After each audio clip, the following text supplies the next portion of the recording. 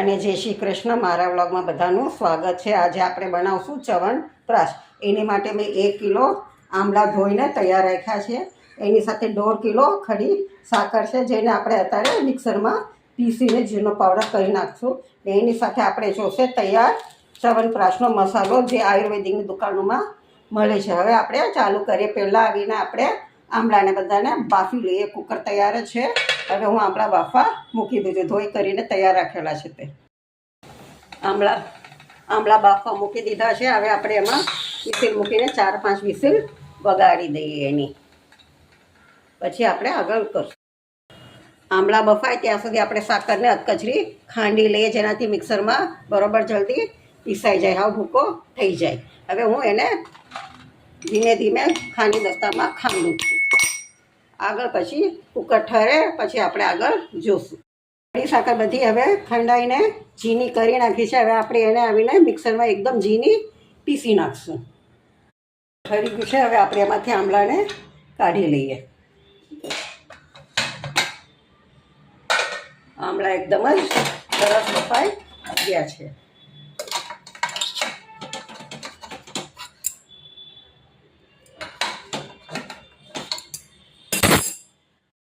Cooker થઈ ગયું એટલે આપણે આમળા બહાર આવીને કાઢી લીધા છે. આમળા એકદમ સરસ બફાઈ પણ ગયા છે. એ ઠરે ત્યાં સુધીમાં આપણે આવીને સાકરને પીસીને એકદમ ભૂકો કરી લઈએ.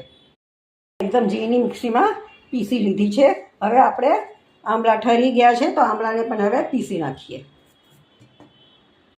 છાશ બનાવવા માટે એક જાડું લોયું લેવાનું છે, જેનું બોટમ એકદમ જ જાડું હોય. તે તપેલી પણ જાડી ચાલશે. એની અંદર મેં સાકર બધી મિક્સરમાં દળીને તૈયાર કરી રાખી છે. આ બાજુ આમળા પણ ઠરી ગયા છે. હવે એને પણ હું મિક્સીમાં પીસી લઉં છું. એને પણ એકદમ ભાવ લોંદા જેવા નહીં કરવાના, જરા કરકરા રાખવાના. હું હવે પીસીને તમને બતાવું છું. આમાંથી બધા બિયાને કાઢી નાખવાના. કાઢવામાં કાંઈમાં વાર નહીં લાગે, કેમ કે બફાઈ ગયા એટલે બધા આવી રીતે થઈ જશે. એટલે એને આરામથી આપણે છૂટા પાડીને લઈ શકશું ને બિયા બધા અલગ પડી જશે. પછી આપણે એને મિક્સરમાં ક્રશ કરી નાખીએ છીએ રફ. આવી રીતે બનશે. પાણીને ફેંકી નહીં દેવાનું. એ આમળા ક્રશ કરીએ ત્યારે એમાં આપણે એને વાપરી નાખશું. હવે હું ક્રશ કરું છું. આ બધા સરસ રીતે ક્રશ કરી લીધા છે. એને હવે આપણે મિક્સ કરી લઈએ સાકરની અંદર.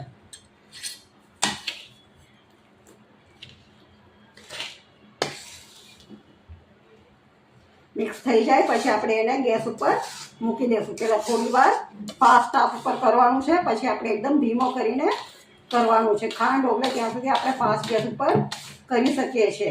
પછી ધીમો ગેસ કરી નાખવાનો, નહીં તો એના છાંટા ઉડશે.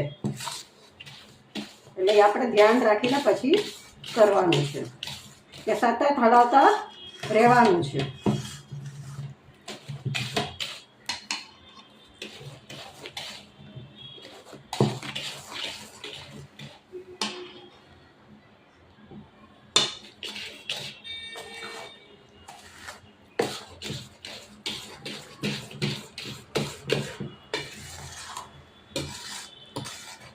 આમળા અને સાકર બરોબર મિક્સ થઈ જશે. હવે આપણે એને ગેસ ઉપર મૂકી દઈએ.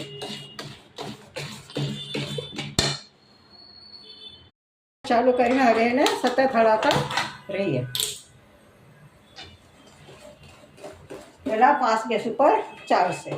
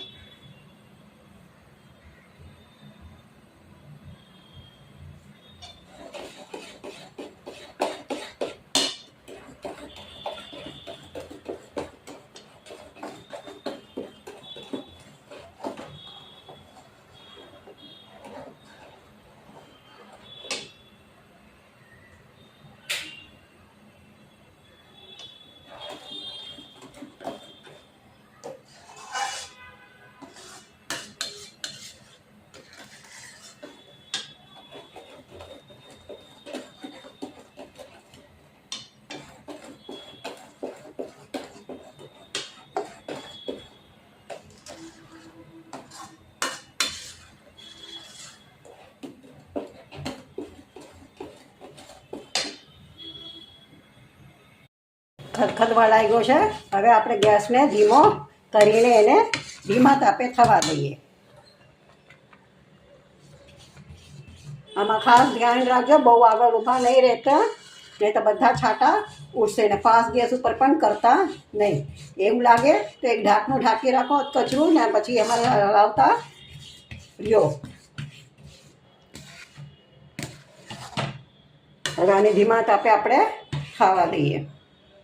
ધીમે તાપે આને ખાવા દેજો ને ઘરે થોડી થોડી વારે હલાવતા રહેજો, જેનાથી નીચે બેસી ન જાય. ને આવા પરપોટા નીકળે, મોટા મોટા બબલ્સને નીકળવા લાગે તો ધ્યાન રાખવાનું, તમારે જરા દૂર ઊભા રહીને હલાવવાનું.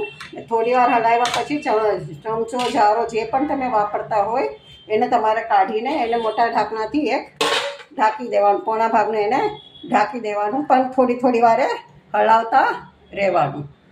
આપણું આ ખાંડ ને આમલાનું તૈયાર થઈ ગયો છે. લગભગ 2 કલાક લાગી ધીમા તાપે આને આટલો જાડો થતા. હવે એને બંધ કરી દઈએ ગેસ, ને આપણે એને ઠરવા દઈએ. ઠરશે એટલે જરા જાડો થવા લાગશે. હવે આપણે એનો ગેસ બંધ કરી દઈએ. ઠરે પછી એમાં મસાલો નાખવાનો છે ચ્યવનપ્રાશનો.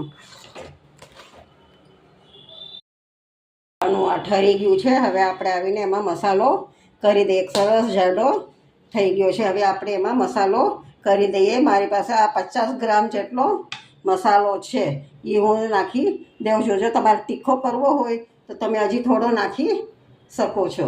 આમ તમે લેવા જાઓ તો 1 કિલો આમલાના એ લોકો 100 ગ્રામ આપે છે, પણ એ બહુ તીખો થઈ જાય છે. ઘરમાં કોઈ ખાય નહીં, નાના છોકરા કે કોઈ, એટલે આપણે માપસરમાં નાખીએ છીએ 50 ગ્રામ જેટલો જ, કે મોટા પણ ખાઈ શકે અને નાના છોકરાઓ પણ આરામથી ખાઈ શકે. હવે આપણે એને હલાવી દઈએ. બરોબર મિક્સ થઈ જાય ત્યાં સુધી હલાવતા રહેવાનું છે.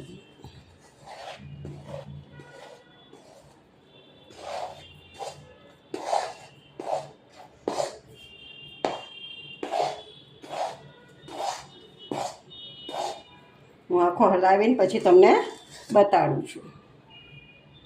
મિક્સ કરીને તૈયાર કરી દીધું છે.